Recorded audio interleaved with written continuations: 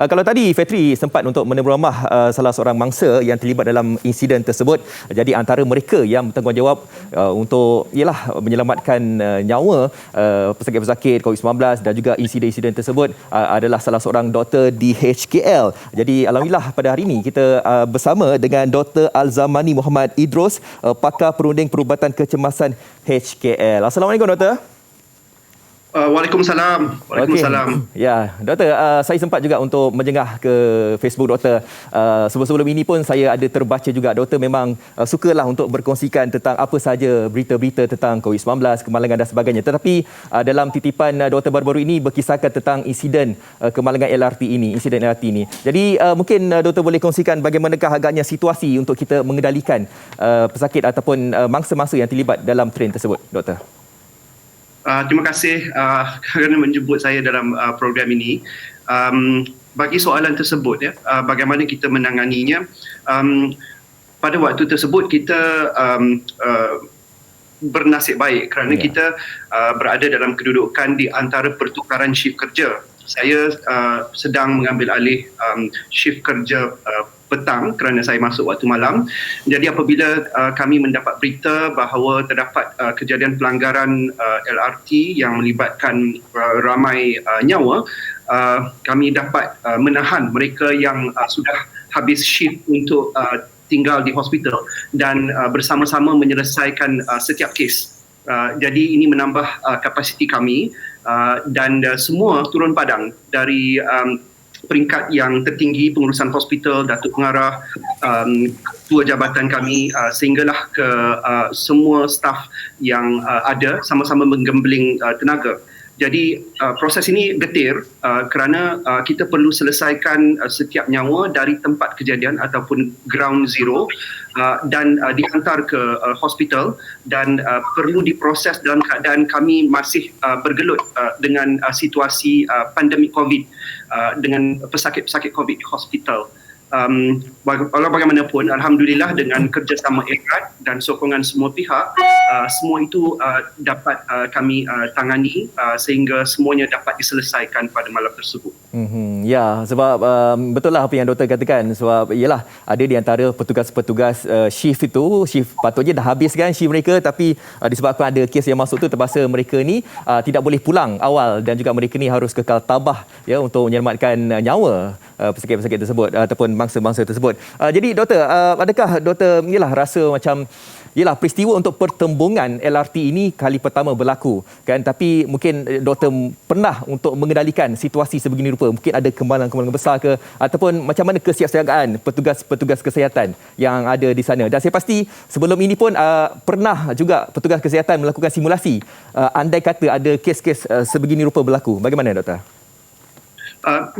Tepat sekali kerana kita membuat persediaan dari masa ke semasa. Seperti yang anda tahu, kecemasan ini bukanlah sesuatu yang boleh kita jadualkan bila ia akan datang, berapa besar kapasiti kita, berapa besar situasinya. Jadi pada masa lalu kita ada pengalaman. Yang pertama, kes-kes yang kita kendalikan. Contohnya kemalangan bas jatuh gaung, kemalangan kejadian situasi yang melibatkan pelbagai nyawa, kebakaran dan sebagainya. Malah pernah berlaku pada masa dahulu juga situasi kecil, yang lebih kecil, berskala kecil, insiden LRT dan sebagainya. Kita pernah juga, sebenarnya sebelum pandemik ini berlaku sejak tahun lalu, setiap tahun memang kita melibatkan diri dalam aktiviti kesiapsiagaan yang mana kita mengambil bahagian dalam drill dan contohnya bagi peristiwa pelanggaran LRT ini, ia mirip kepada drill yang pernah dilaksanakan pada tahun 2017, kira-kira 4 tahun yang lalu. Jadi dalam drill tersebut memang melibatkan sebuah LRT yang berlaku pelanggaran dan di dalamnya terdapat mangsa-mangsa jauh di dalam terowong. Sebenarnya tidak jauh dari KLCC juga seperti pada malam ini. Jadi itu juga membantu kami untuk merasai suasana dan membuat persediaan yang bersesuaian. Cuma kali ini ia adalah satu insiden realiti dan kami perlu menanganinya bukan hanya di tempat kejadian tetapi juga di hospital.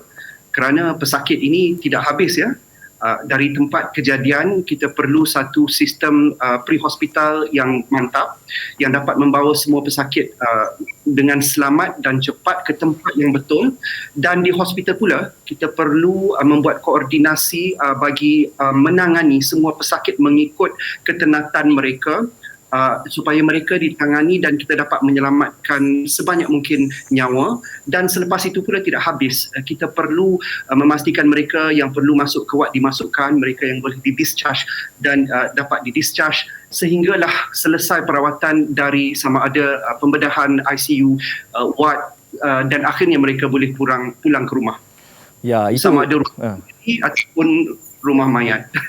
Itulah kita tak mahukan kan sebenarnya kan. Okey, baik doktor, dan saya pasti doktor pun sebelum kejadian pertembungan train ini agak sibuk juga dengan perkembangan pesakit-pesakit COVID-19 kan. Jadi apabila terdapatnya kes ini mangsa-mangsa diletakkan di Hospital Kuala Lumpur, dan saya pasti ada mungkin berlaku sikit cabaran lah nak mengendalikan pesakit COVID-19 dalam masa sama juga untuk kita nak mengendalikan mangsa-mangsa nahas train ini. Jadi bagaimana caranya doktor?